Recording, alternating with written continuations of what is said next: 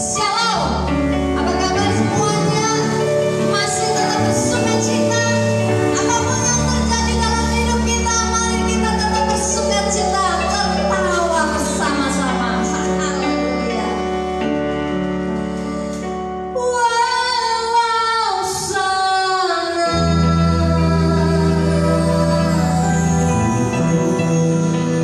sini situ pusing, semua orang susah, tetapi aku kan tetap tertawa.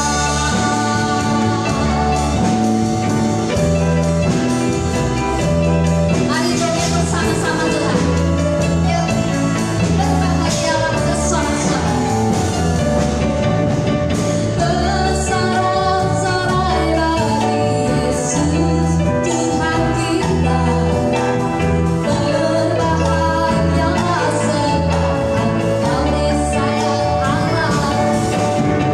Tuhan kan memenuhi segala kebutuhanmu, dan anaknya tak impiankan meminta-minta.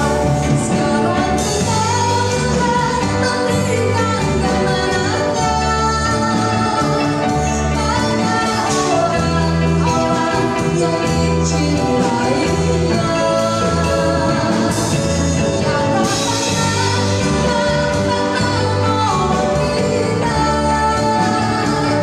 walau sana sini situ pusing, semua orang susah, tetapi aku tetap tertawa.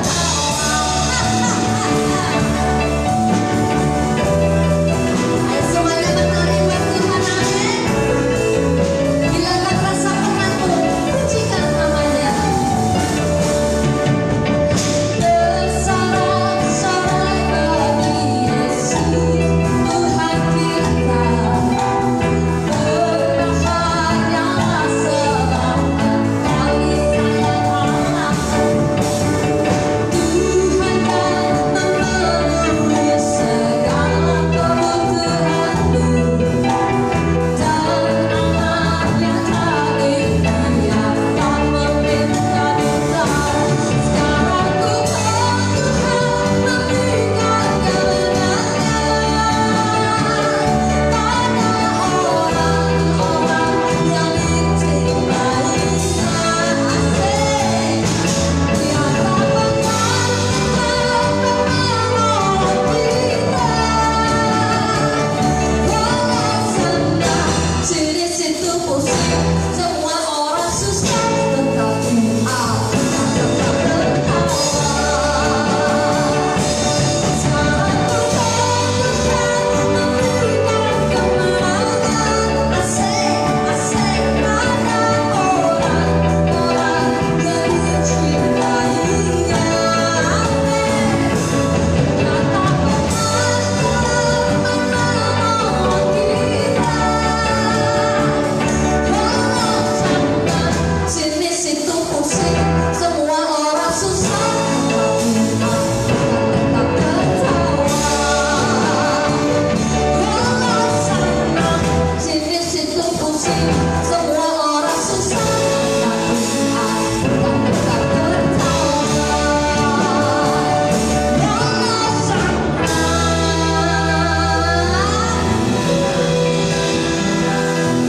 sini terus di situ bilang pusing, pusing, pusing, pusing, tetapi aku kan tetap tertawa.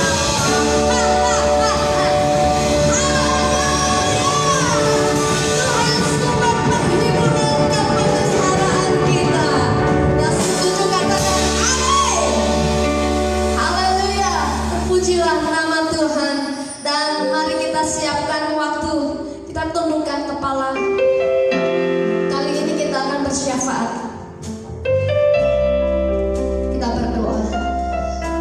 Tuhan, pagi hari ini kami berdoa buat jemaat-Mu PPS Purwokerto yang hari-hari ini sedang mengalami pergumulan dalam hidupnya.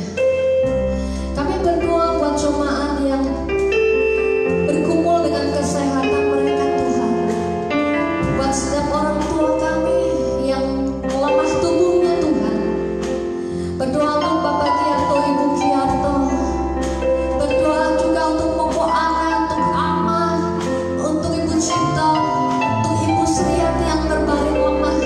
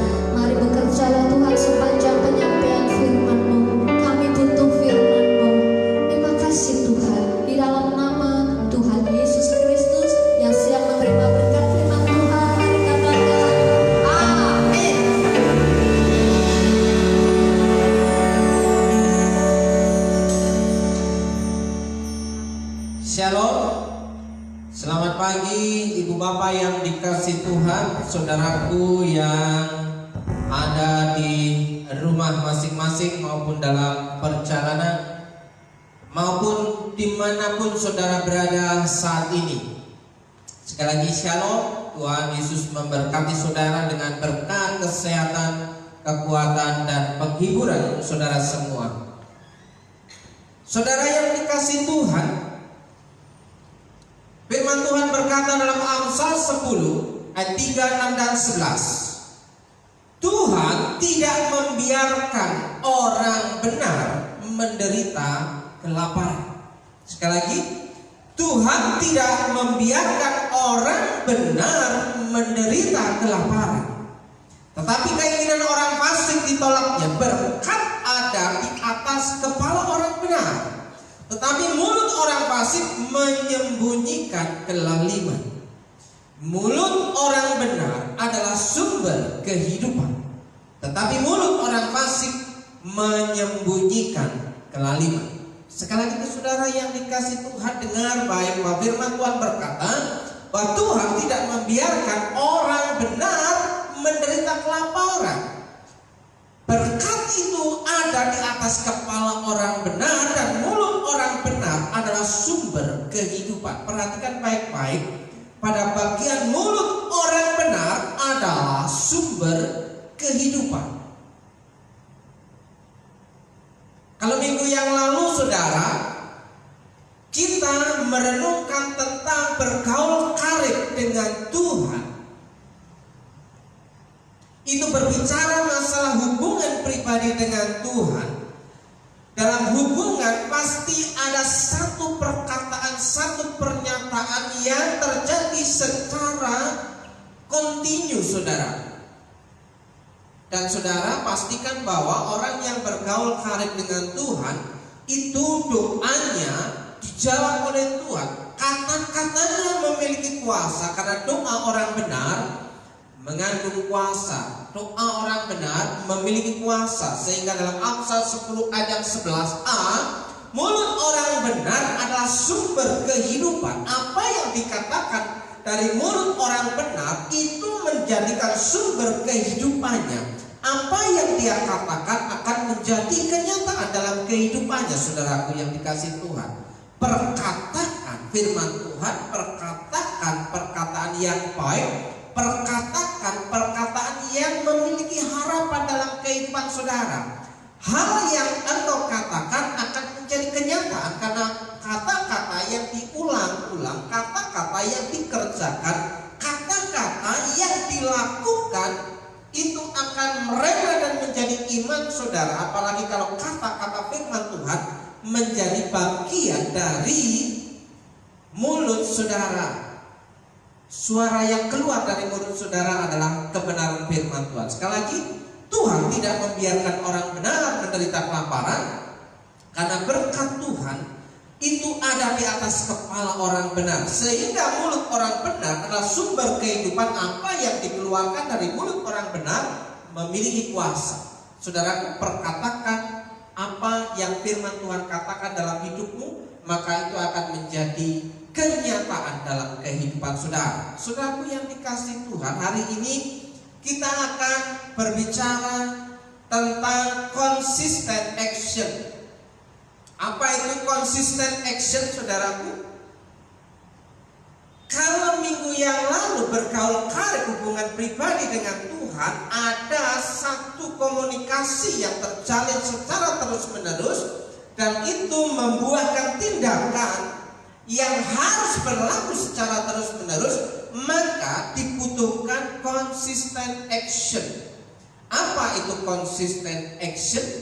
Saudaraku, tindakan-tindakan yang dilakukan secara terus-menerus.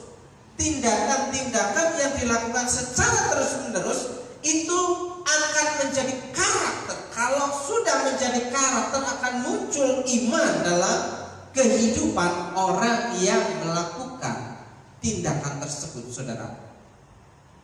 Iman seseorang akan dibangun melalui perkataan dan tindakannya, saudaraku. Tidak mungkin orang yang punya iman kepada Tuhan hanya berkata-kata dalam mulutnya, tapi harus ada tindakannya. Tapi dalam hal ini kita akan berbicara tentang consistent action, itu tentang kata-kata yang diwejawantahkan melalui tindakannya yang secara konsisten terus-menerus dalam kehidupannya menyangkut hubungan pribadinya dengan Tuhan. Saudaraku yang dikasihi Tuhan, mulut orang benar adalah sumber kehidupan. Tapi dalam kehidupan seringkali kita mendapatkan dan mengalami yang namanya kegagalan, saudara. Orang pasti tidak suka dengan kata gagal. Tapi mengapa kita sering mengalami yang namanya kegagalan? Mengapa apa yang kita rencanakan tidak sesuai dengan harapan, tidak sesuai dengan goal setting yang sudah kita tetapkan, saudaraku? Nah, saudaraku, mengapa juga katanya orang benar itu tidak akan menderita kelaparan? Tapi kenapa masih terjadi juga ada rasa kekurangan, kesusahan dan penderitaan, saudaraku yang dikasihi Tuhan? Dan firman Tuhan berkata bahwa engkau akan berhasil dan beruntung. Tapi mengapa ada banyak anak Tuhan yang katanya percaya kepada Tuhan juga mengalami kegagalan, saudaraku? Saudaraku yang dikasihi Tuhan, hari ini kita akan berbicara tentang tindakan yang dilakukan secara terus-menerus. Salah satu tindakan itu adalah berdoa. Salah satu penyebab kegagalan yang sering terjadi dalam kehidupan saudara dan saya adalah karena tidak ada tindakan yang konsisten, saudaraku. Tidak ada tindakan yang kontinu, tidak ada tindakan yang terus-menerus. Karena kita seringkali gampang menyerah, kita seringkali gampang bosan, karena kita seringkali merasa bahwa itu tidak ada hasilnya dan tidak berguna, maka kita berhenti di tengah jalan. Kalau kita sudah berhenti, saudaraku, maka apa yang bisa kita harapkan dari tindakan yang sudah hanya setengah jalan, saudaraku? Mengapa kita sering mengalami kegagalan? Salah satu penyebab kegagalan itu adalah karena tidak ada tindakan yang konsisten. Kenapa doa kita tidak menjadi kenyataan, tidak dijawab Tuhan, tidak dikabulkan Tuhan? Salah satu faktornya adalah karena kita tidak konsisten berdoa. Kita bisa berdoa pada waktu senang, kita bisa berdoa pada waktu tidak ada aral melintang, saudara. Kita bisa berdoa ketika ada uang di kantong kita, ada di dompet kita. Tapi ketika kita mengalami kesusahan, under pressure dalam kehidupan kita, kita merasa sulit dan berat untuk berangkat memperkatakan permohonan kita kepada. Kenapa? Karena kita merasa kecewa. Tuhan tidak menjawab doa saya. Saudaraku yang dikasihi Tuhan, tapi ada kalanya juga ketika seseorang ada dalam kelimpahan, dalam zona nyaman, dia juga lupa kepada Tuhan. Bukan hanya penderitaan yang membuat lupa kepada Tuhan, kecewa kepada Tuhan, tapi zona nyaman, berkat Tuhan yang diberikan, yang kita sudah terima, juga bisa membuat kita melupakan Tuhan, saudaraku. Kita dapat menomorduakan Tuhan. Kita dapat menjadikan Tuhan itu yang kesekian kalinya. Yang pertama seringkali dalam kehidupan kita adalah apa yang menjadi keinginan kita, bukan apa yang menjadi keinginan Tuhan dalam kehidupan kita. Ini berbicara masalah prioritas. Prioritas utama kita apa dalam kehidupan ini, saudaraku? Ingat, saudaraku, bahwa kita semua akan kembali kepada Tuhan. Bukan berarti kita pesimis untuk menjalani kehidupan kita, karena kita akan ada batas limit waktu kehidupan kita. Umur kita tidak akan panjang sepanjang yang kita mau katakan, aku mau ingin hidup 1000 tahun lagi. Itu hanya sebatas kata-kata indah, saudaraku. Tapi menjadi fakta adalah kita dibatasi oleh waktu, ruang, dan kesehatan kita. Dan yang perlu kita tahu adalah bahwa kita akan kembali kepada Sang Pencipta. Saudara yang dikasih Tuhan, masalah-masalah yang kita hadapi perlu kita urai, saudara. Sehingga kalau masalah itu kita urai, kita bisa menemukan akar masalah, kita bisa menemukan benang merah, kita bisa selesaikan satu persatu, step by step, tahap demi tahap. Saudaraku, saya mau mengajak saudara membayangkan bahwa ketika saudara ada di rumah, saudara sedang melihat cucian piring, ya, yang ada di dapur saudara, melihat perkakas-perkakas yang bekas pakai, bekas makan, bekas masak yang ada di wastafel cucian piring, saudara. Di situ akan menumpuk banyak, ada gelas, piring, mangkok, ya, sendok garpu, dan banyak macam yang lainnya yang dipakai untuk memasak dan kegiatan yang ada di dapur dan di meja makan, saudara. Saudaraku, kita akan belajar mengurai masalah dari cucian piring yang menumpuk. Saudaraku bisa bayangkan apa yang akan saudara kerjakan dengan tumpukan cucian piring yang ada di dapur saudara.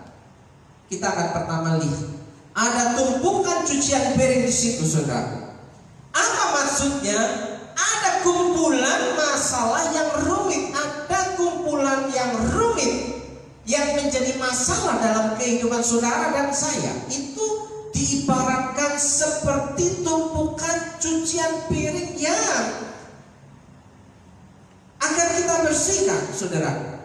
Dan yang kedua, pelajaran apa yang kita petik dari situ? Memisahkan setiap peralatan makan kita sesuai dengan kelompoknya, saudara. Kalau ingin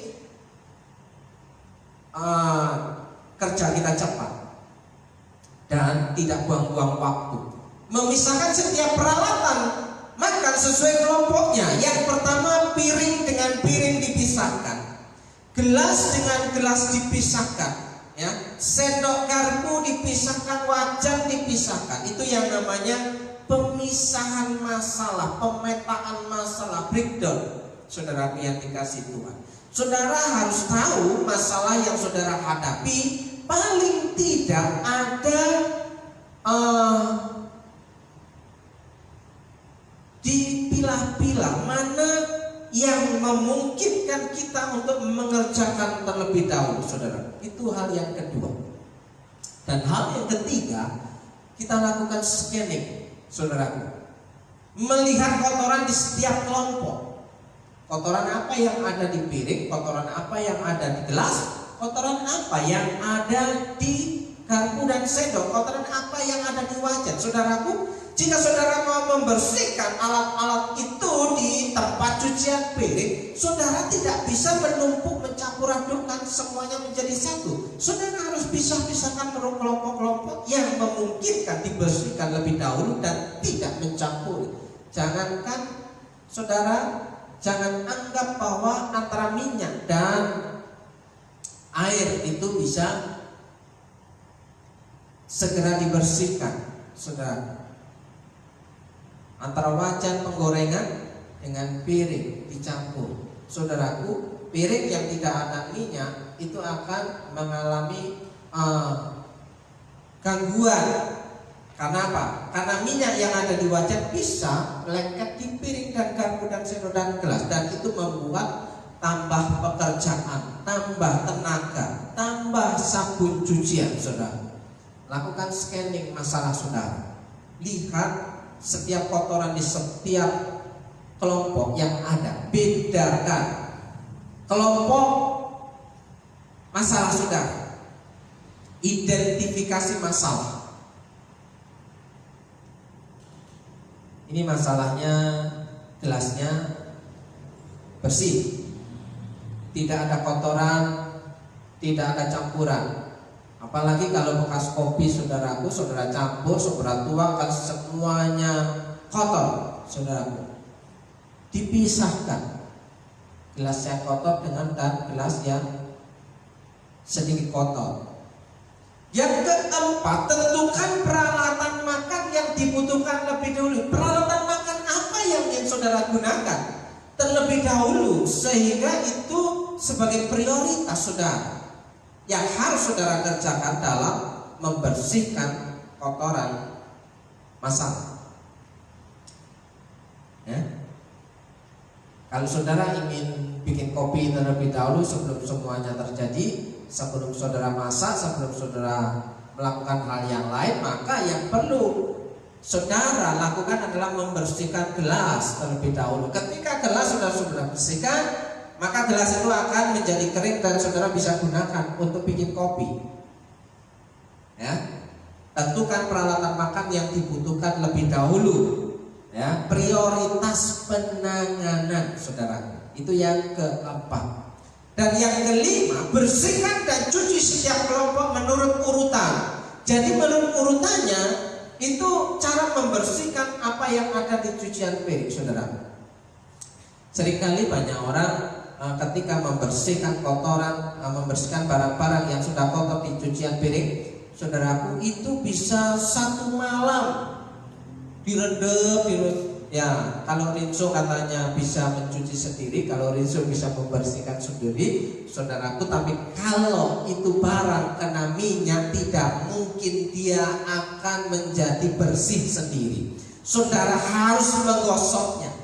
Saudara harus memutar-mutar gosokkan cucian itu di barang saudara yang sedang kena minyak. Saudara bersihkan dan cuci setiap kelompok menurut urutannya. Penanganan masalah paralel. Jadi saudara bisa membersihkan yang terlebih dahulu saudara ingin gunakan dan dikeringkan, dan saudara bisa membersihkan hal yang lain menurut urutan penanganan masalah, sehingga masalah saudara yang saudara hadapi seperti yang ada di cucian piring itu akan selesai satu persatu dan tepat pada waktunya, saudara.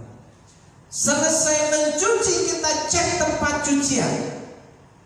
Saudaraku, jangan sampai tempat cucian kita yang air yang kita gunakan itu air yang pudek. Ya, kita mencuci piring untuk makan tapi menggunakan baskom berisi air yang pudek. Ganti air, saudara. Bersihkan dan cuci setiap kelompok menurut urutan penanganan masalah secara paralel, dan bersihkan dan cuci setiap kelompok menurut urutan yang harus kita kerjakan. Selesai mencuci, kita cek tempat cucian dan dibersihkan, buang kotoran sisa makanan. Jangan lupa, kotoran sisa makanan yang ada di tempat cucian piring, kalau tidak segera dibuang, di situ akan menjadi sarang. Pertama, sarang munculnya bau tak sedap yang ada di cucian piring. Hal yang kedua, ketika kotoran itu tidak segera dibuang akan menimbulkan mengundang semut datang kalau itu mengandung hal yang manis. Dan yang ketiga, kalau tidak segera dan awet ada ngendem di situ akan mendatangkan tikus datang, saudara. Jadi selesai mencuci, kita cek tempat cucian dan dibersihkan dan buat kotoran sisa. Itu artinya evaluasi dan recheck penanganannya. Saudaraku, jika semua dari tindakan-tindakan itu kita kerjakan, semua pekerjaan selesai dengan maksimal, bisa lebih cepat daripada yang biasanya kita lakukan dengan menggunakan waktu yang acak adul. Jadi semua pekerjaan selesai maksimal, dapur bisa bersih, bisa ngopi dengan tenang, saudaraku. Ya, apa yang terjadi kemudian? Stresnya hilang dan bisa menikmati hidup ketika masalah datang. bisa menikmati kehidupannya ketika ada bekas piring yang dipakai lagi dan numpuk di situ lagi dan diselesaikan satu persatu. Ini teori cuci piring, saudara. Jika kita bisa belajar dari dapur kita, maka kita bisa mengurangi stres yang ada dalam kehidupan kita. Stres bisa hilang dan bisa menikmati hidup dengan tenang walaupun ada banyak masalah yang datang. Karena cucian piring itu akan ada setiap hari, ya, akan ada setiap hari, kecuali saudara memakai alat yang sekali pakai buang, ya, misalnya pakai kertas, ya kan, pakai plastik, ya kan, tidak pakai piring kan, dia pakai sendok, ya, sekali pakai buang, sekali pakai buang, saudaraku. Kalau itu yang terjadi, ya saudara bisa langsung cepat menyelesaikan masalah, tapi tidak ada hal yang terlalu mendesak bahwa sesuatu yang kita pakai itu harus kita segera buang, saudara. Bisa kita pakai berulang-ulang sampai pada waktunya harus ganti. Nah, saudara, belajarlah dari cucian piring yang ada di tempat saudara masing-masing, bagaimana saudara mengurai masalah dan menyelesaikan masalah saudara.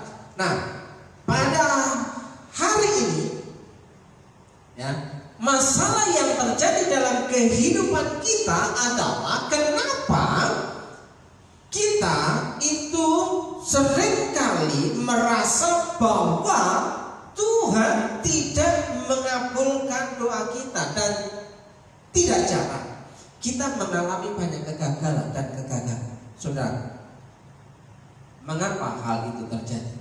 Saudaraku, ini rahasia bahwa berdoa itu yang harus dilakukan terus-menerus. Firman Tuhan katakan tetaplah berdoa, to be continue, tidak pernah berhenti berdoa. Dan kita akan melihat bagian ini dari sisi Injil Lukas pasal 18 ayat 1 sampai dengan ayat yang ke-8, saudara.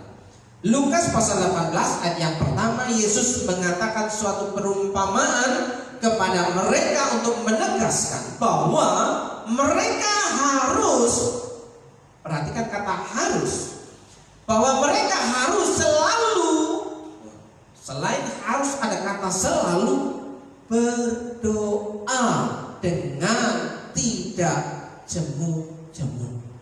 Saudaraku, harus selalu berdoa dengan tidak jemu-jemu. Itu artinya adalah setiap kita yang mau berdoa kepada Tuhan tidak boleh berhenti karena keadaan. Kita tidak boleh tawar hati ketika kita meminta kepada Tuhan.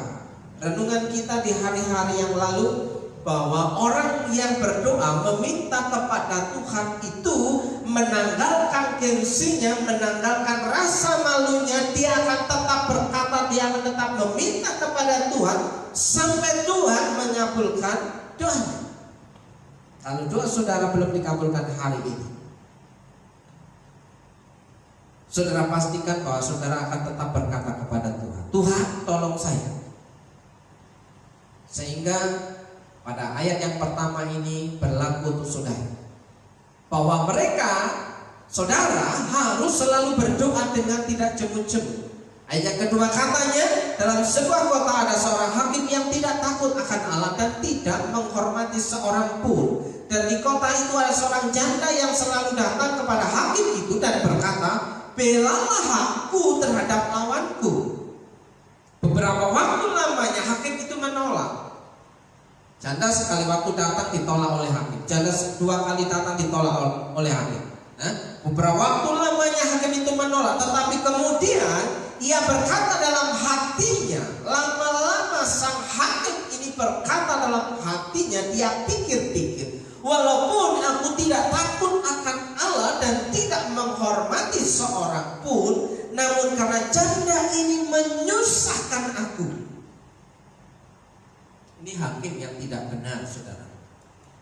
Namun karena janda ini menyusahkan aku, baiklah aku membenarkan dia, membenarkan janda yang selalu datang berulang-ulang untuk meminta pertolongan untuk membela perkaranya, supaya jangan terus saja ia datang dan akhirnya menyerang aku. Saudara, ketika datang terus-menerus itu punya pengertian yang mirip-mirip dengan mendesak. Saudara, mendesak, ya.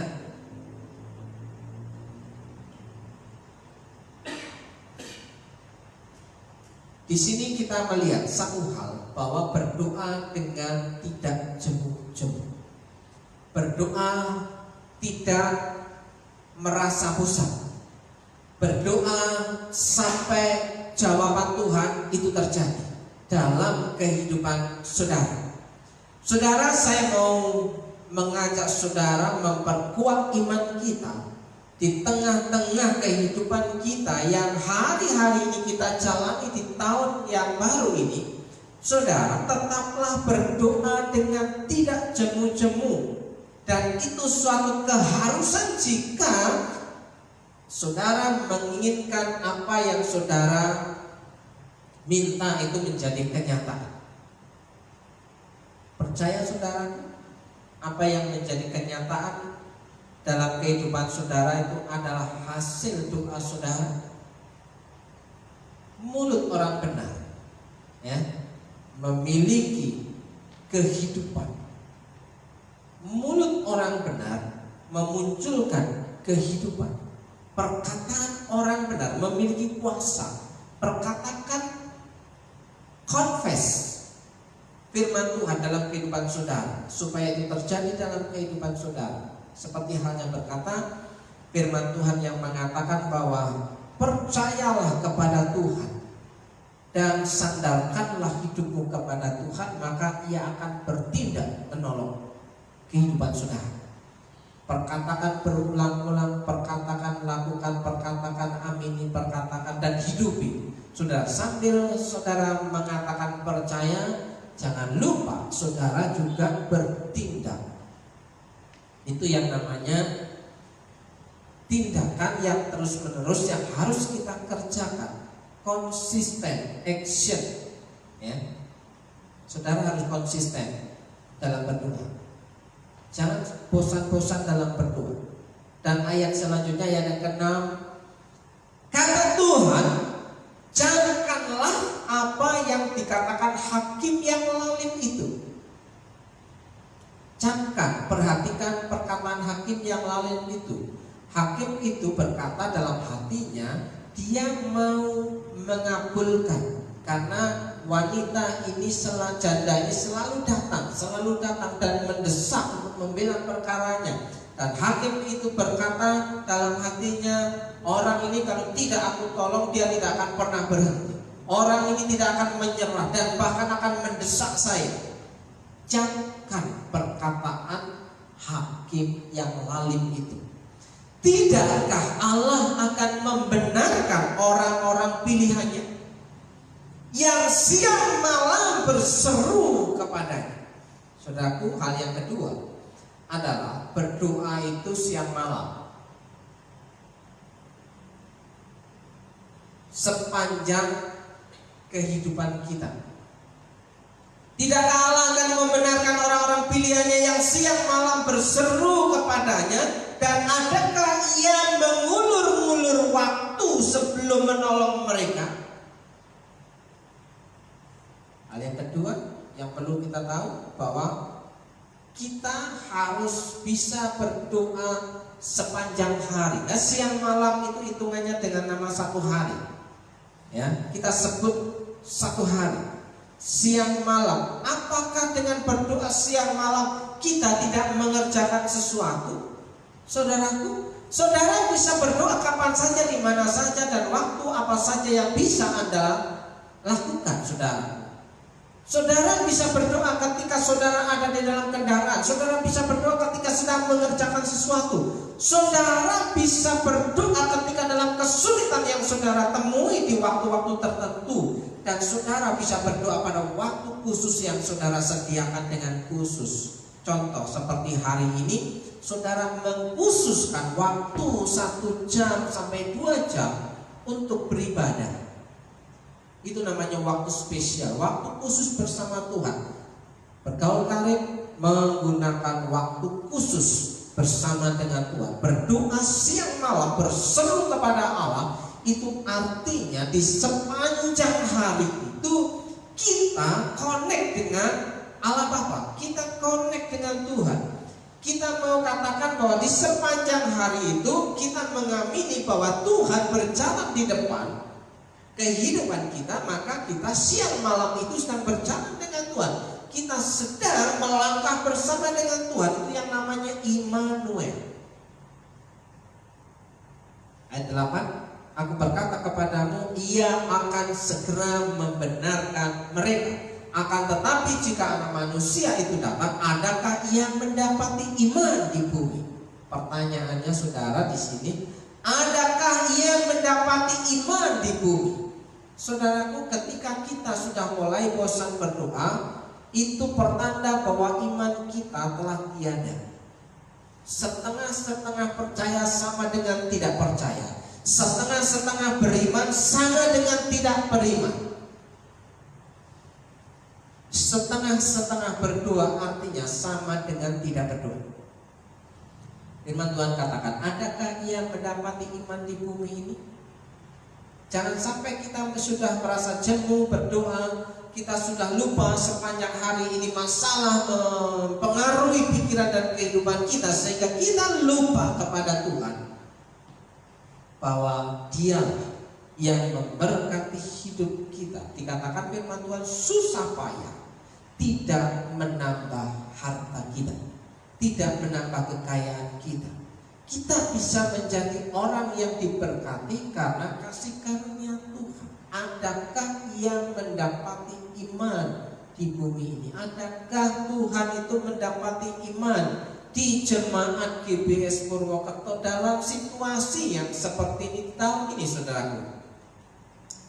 Saudaraku, hanya orang yang melakukan tindakan-tindakan yang konsisten, yang sanggup menciptakan kesuksesan yang besar. Dalam artian dia bisa menikmati hidupnya bersama dengan Tuhan. Bukan seberapa banyak yang saudara terima dan Anda miliki, tapi seberapa bisa saudara bisa mengucap syukur atas pemeliharaan Tuhan. Hanya orang yang melakukan tindakan-tindakan secara konsisten yang sanggup menciptakan kesuksesan besar. Saudaraku yang dikasihi, teruslah berdoa. Teruslah berdoa tanpa jemu-jemu sampai Tuhan menjawab setiap doamu dan menolong hidupmu. Saya mau katakan, jika doamu tahun kemarin belum terjawab, hari ini dan hari esok teruslah berdoa. Jangan jemu-jemu, jangan berhenti berdoa sampai Tuhan menolong kehidupanmu. Dan janganlah berkecil hati atau menyerah jika doamu belum terkabul. Teruslah berdoa. Jangan berhenti berdoa kalau belum terjadi sesuatu atas hidup saudara. Jangan berhenti. Kalaupun sudah menjadi kenyataan dalam kehidupan saudara, apa yang kau doakan, tetaplah terus berdoa. Karena berdoa itu adalah komunikasi kita dengan Tuhan, connecting kita dengan Tuhan. Saudara, terus menerus bersama dengan Tuhan. Itu namanya consistent action dalam berdoa. Jangan berhenti berdoa kalau belum terjadi sesuatu atas hidup. Jangan pernah menyerah untuk meminta kepada Tuhan. Saudaraku, dalam Yakobus yang pertama ayat yang ke-6, tetapi orang yang meminta harus percaya. Dalam versi yang lain dikatakan, orang yang meminta kepada Tuhan itu harus dengan serius. Orang yang serius itu continue to be continue, terus menerus, tidak pernah berhenti walaupun belum menerima sesuatu yang dia inginkan. Tetapi orang yang meminta harus percaya. ia tidak boleh ragu-ragu.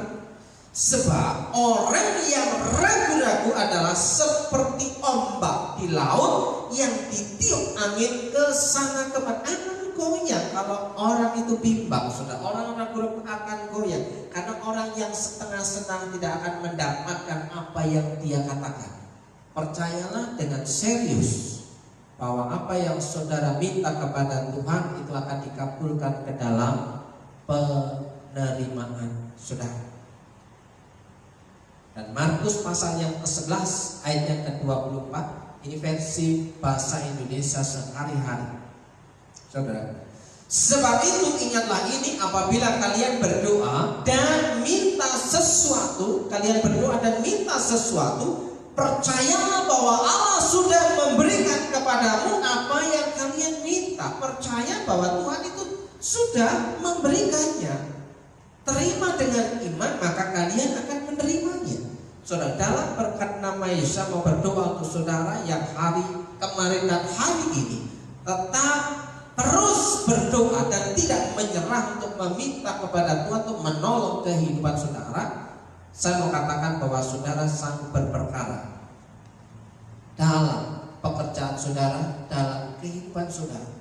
Perkatakan dengan iman di dalam doa saudara, di setiap langkah, di setiap waktu sampai hal itu terjadi. Pray until something happens. Berdoalah terus sampai apa yang kamu doakan itu terkabul dalam berkat nama Yesus.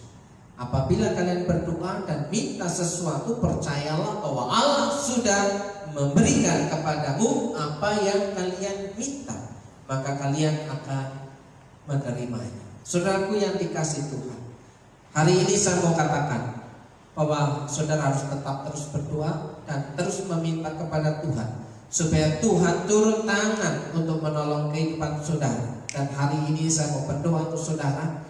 Apa yang saudara rancangkan di tahun ini mungkin kondisinya gelap. Apa yang saudara rancangkan di awal tahun menjadi sesuatu yang tidak saudara harapkan. Tapi teruslah berdoa untuk satu jawaban yang terbaik daripada Tuhan untuk kehidupan saudara di dalam berkat nama Yesus. Saudara yang sedang kesulitan di dalam rumah tangga saudara, saudara yang sedang kesulitan di dalam pekerjaan saudara, di dalam berkat nama Yesus, perkatakan iman saudara bahwa Allah sanggup memperbaiki dan menolong kehidupan saudara dan pekerjaan saudara. Bahwa Allah sudah ada di depan sana, Allah ada di hari esok, Allah ada di masa depan saudara. Di dalam berkat nama Yesus, Allah itu yang akan menyelesaikannya untuk saudara. Dalam berkat nama Yesus. Saudaraku, untuk saudara yang sedang bergumul dengan kesehatan dan sakit penyakit, dalam berkat nama Yesus, engkau yang bergumul dengan sakit penyakitmu, kiranya Tuhan memberikan kasih karunia, berkat kesembuhan itu terjadi atas hidup saudara. Berkat kesembuhan itu menjadi kenyataan dalam kehidupan saudara dalam berkat nama Yesus. Berkat musisat itu menjadi nyata dalam kehidupan saudara. Saudaraku yang dikasih Tuhan, kita akan mengakhiri ibadah kita pada hari ini hanya di dalam berkat satu nama, Tuhan Yesus Kristus. Diberkatilah kehidupan saudara hari ini dan hari esok. Terimalah doa berkat untuk saudara. Jika engkau baik-baik mendengarkan suara Tuhan Allahmu dan melakukannya dengan setia segala perintahnya yang kusampaikan kepada pada hari ini, maka Tuhan Allahmu akan mengangkat engkau di atas segala bangsa di bumi. Segala berkat ini akan datang kepadamu dan menjadi bagianmu jika engkau mendengarkan suara Tuhan Allahmu dengan serius. Percaya sungguh bahwa Allah sanggup bekerja untuk kebaikan saudara. Dalam berkat nama Yesus, Tuhan memberkati engkau dan melindungi engkau. Tuhan menyinari engkau dengan wajahnya dan memberi engkau kasih karunia. Tuhan menghadapkan wajahnya kepadamu dan memberi engkau damai sejahtera. Dalam berkat nama Yesus diberkati hidup saudara. diberkati pasangan saudara, diberkati rumah tangga saudara, diberkati suami saudara, diberkati istri saudara, anak-anak saudara. Dalam berkat nama Yesus, berkat itu diperintahkan mendatangi rumah tangga saudara. Berkat-berkat yang tidak lazim itu akan muncul dalam kehidupan rumah tangga saudara. Dalam berkat nama Yesus, diberkati pekerjaanmu, diberkati warungmu, diberkati tokomu. Engkau yang terus percaya, terus meminta kepada Tuhan bahwa Tuhan sanggup menjawab dan mengabulkan doamu. Dalam berkat nama Yesus, saudara yang percaya, ada mukjizat itu dalam kehidupan saudara. Katakan amin, amin. Shalom, Tuhan Yesus memberkati.